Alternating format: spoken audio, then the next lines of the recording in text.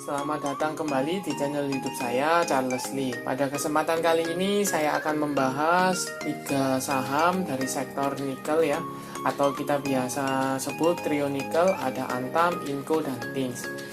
Mungkin teman-teman sudah tahu bahwa belakangan ini atau sekitar 3-4 hari ini saham Antam, Inco, dan Tinz ini mengalami koreksi yang cukup dalam. Nah, mungkin buat teman-teman yang belum tahu kenapa sih penyebabnya apa, kenapa Antam, Inco, dan Tinz ini mengalami koreksi yang cukup dalam. Yuk simak video ini sampai habis, karena dalam video ini saya akan membahas penyebabnya dari penurunan tersebut. Buat teman-teman yang sudah join atau baru join ke channel YouTube saya ucapkan terima kasih banyak atas support dan dukungannya. Semoga melalui video ini bisa bermanfaat buat teman-teman dalam membantu teman-teman mengambil keputusan. Buat teman-teman yang sudah like, share, dan subscribe channel YouTube saya ucapkan terima kasih banyak atas support dan dukungannya sehingga channel ini bisa berkembang menjadi lebih baik lagi. Oke, tanpa berpanjang lebar lagi, kita langsung masuk ke pembahasan. Saham yang pertama ada Antam atau Aneka Tambang. Seperti yang tadi saya sampaikan di awal, bahwa kalau kita lihat secara track record dalam 1 minggu ini, cenderungnya sudah koreksi cukup dalam ya. Bahkan kalau Antam sendiri sudah break dari level support kuatnya, yaitu di antara 2240 hingga 2200.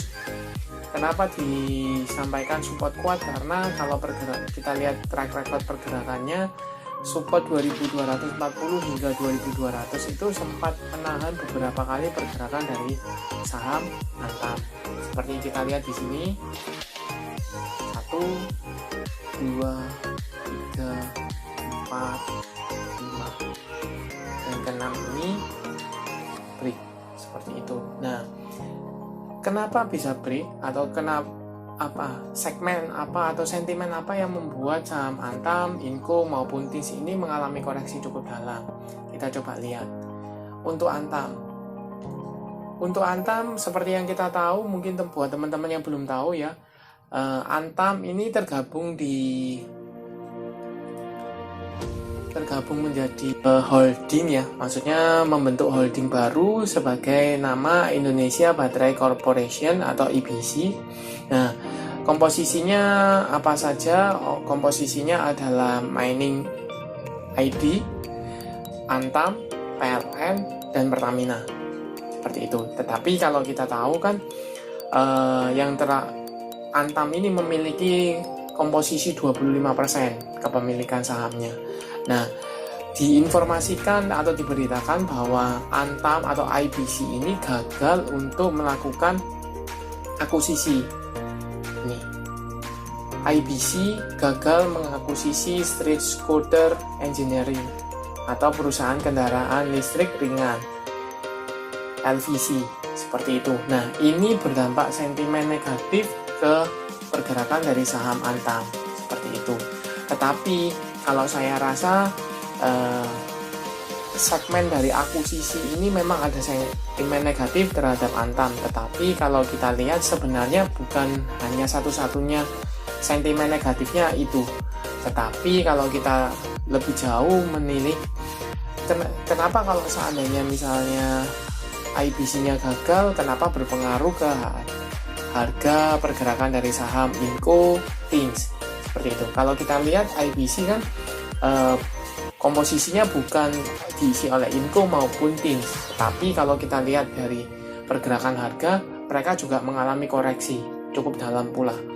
Nah, sehingga bisa disimpulkan bahwa sebenarnya bukan satu-satunya sentimen negatif yaitu gagal akuisisi, tetapi yang lebih dominan atau yang lebih make sense, masuk akal adalah dikenakannya ini rencana penerapan pungutan ekspor untuk ferronikel dan nikel pig iron atau NPI.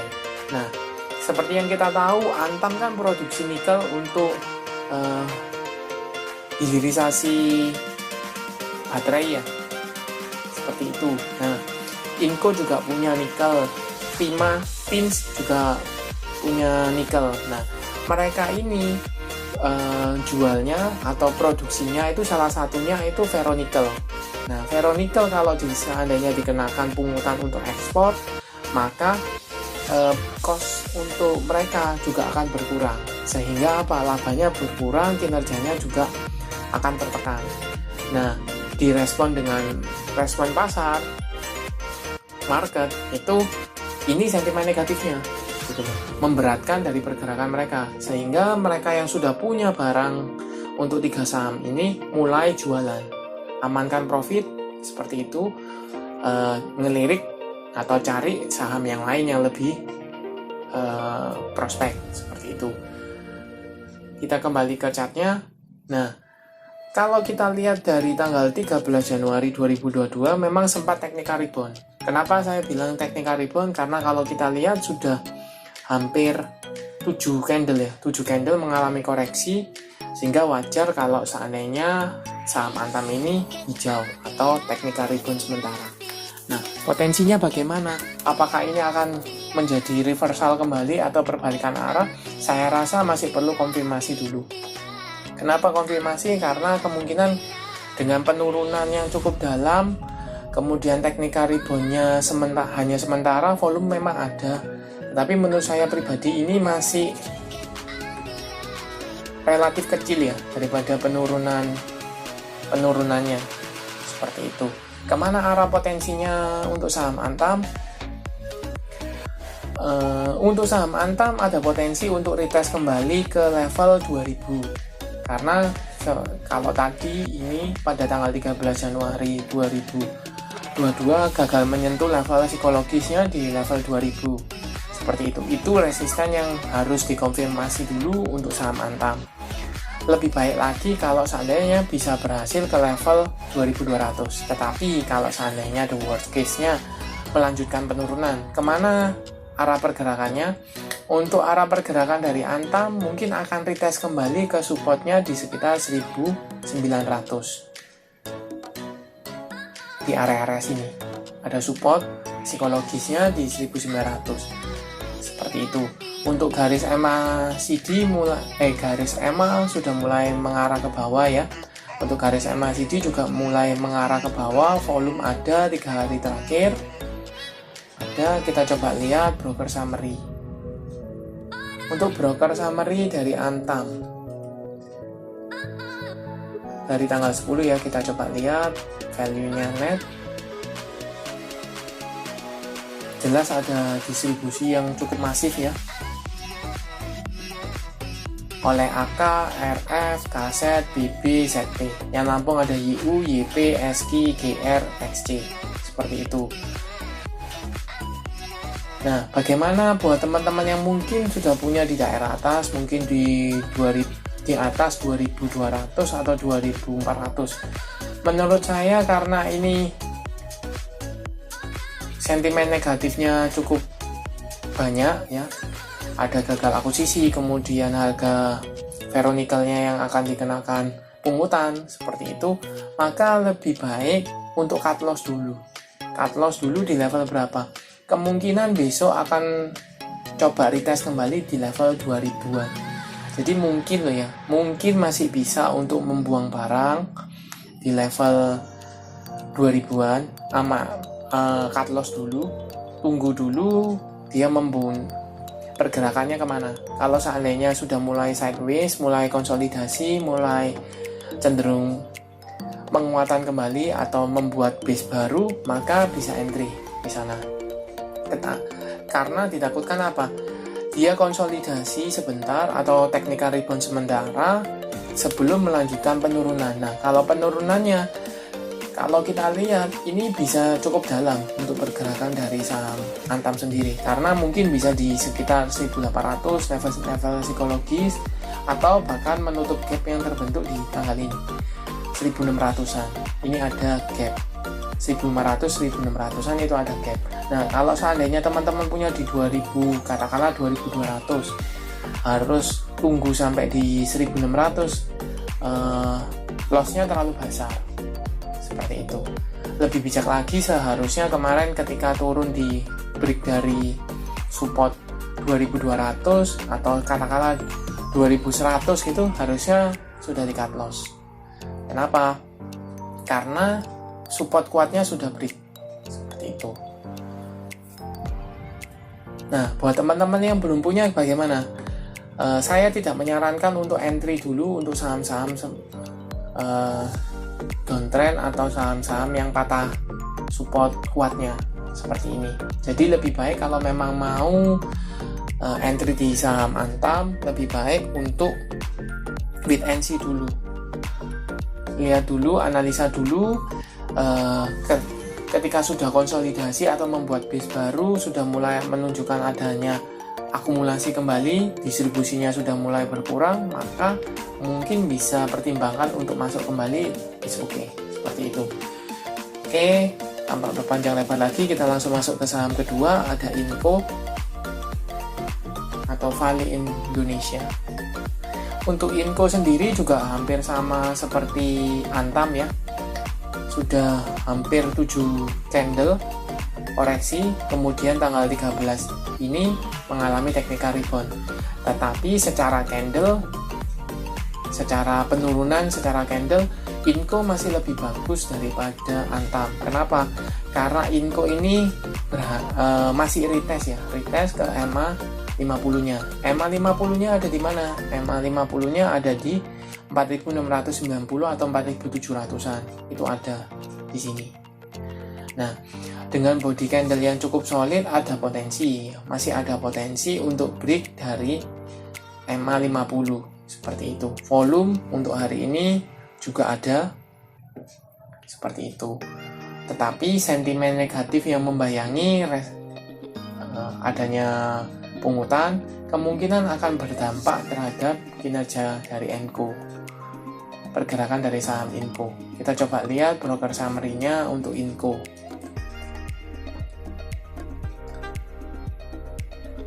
Untuk Inco sendiri dari tanggal 10 sampai dengan tanggal 13 malah ada akumulasi ya. Akumulasinya lumayan oleh aset AI, BK, CS, ZP. Yang jual ada CC, PD, YP, LG, dan AK. Kita coba lihat foreign-nya. Apakah foreign? Foreign malah distribusi ya. Foreign distribusi. Seperti itu. Nah, kemana arah potensinya? Apabila break dari EMA 50, maka secara candle atau secara chart lebih bagus Inco dibanding dengan Antam. Potensinya kemana? Potensinya karena ini berdekatan di sekitar level resistennya di sekitar 4.800, maka buat teman-teman yang belum punya barang bisa spekulasi buy atau tunggu apabila saham Inco ini berhasil bertahan di atas 4.800. Seperti itu. Tetapi kalau seandainya saham Inco ini gagal bertahan di 4.800, sebaiknya jangan entry dulu, masukkan ke watchlist saja, tunggu pergerakannya. Apabila ini karena ini kenaikan cukup tinggi ya, mungkin akan koreksi lebih dalam seperti itu.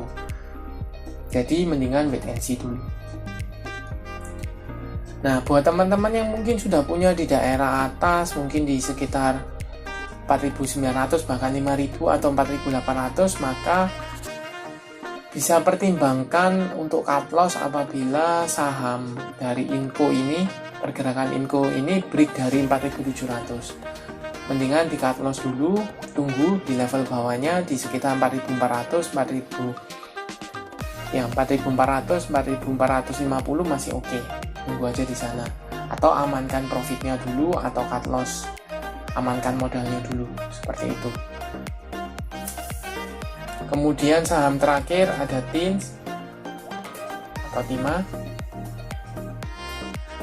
Untuk TIMA sendiri secara chart kurang lebih hampir sama dengan Antam, cuman beberapa kesempatan masih stagnan ya, stabil. Tanggal 11 dan tanggal 12 itu, tanggal 12 nya hampir 5% ya, hampir ARB seperti itu. Untuk tanggal 13 Januari 2022 sempat mengalami kenaikan sebesar 9,13%. Level tertingginya di 1380 seperti itu. Untuk garis EMA 50 maupun EMA 150 masih mengarah ke bawah ya. Untuk garis MACD juga mengarah ke bawah, volume ada walaupun tidak seperti biasanya ya, tidak terlalu bludak seperti biasanya. Seperti itu. Kita coba lihat broker summary-nya.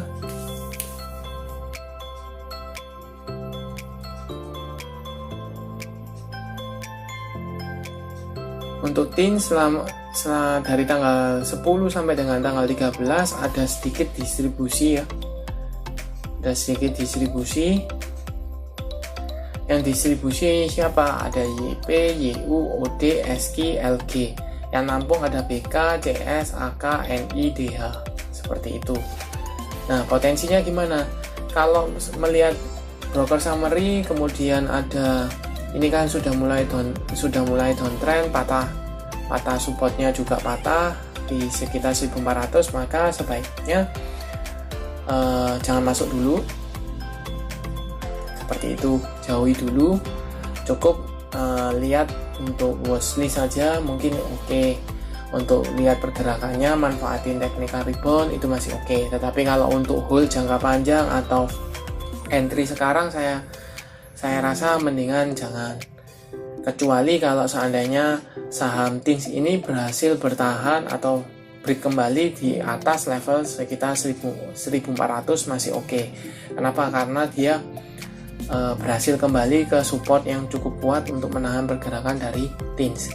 Tapi sebelum dia atau saham TINS berada di bawah 1400, sebaiknya jangan entry dulu. Seperti itu. Nah, buat teman-teman yang sudah punya di daerah atas 1600, 1500, bagaimana? Bisa pertimbangkan, ini kan ada technical rebound ya. Technical rebound lumayan, kalau dari 1200-an jadi 1370, 375. Nah, bisa pertimbangkan untuk cut loss dulu di daerah 1400. Kenapa? Kalau dari amatan saya atau dari kacamata saya, ini sahamnya sudah downtrend, cenderungnya akan biasanya technical rebound sementara sebelum melanjutkan penurunan yang lebih dalam. Nah, kalau teman-teman punya di daerah atas kemudian ini dibawa turun break dari 1300, 1200 kan cukup dalam. Jadi bisa pertimbangkan cut loss dulu seandainya saham TINS ini dibuka merah ya. Maksudnya besok gagal bertahan di 1400 atau dibuka candlenya merah, itu lebih baik untuk cut loss dulu. Seperti itu, amankan modalnya dan tunggu untuk saham TINS, Antam, dan Inco. Jangan lupa like, share, dan subscribe channel YouTube saya, Charles Lee. Oke, terima kasih sudah menonton sampai akhir. Sampai jumpa di video selanjutnya.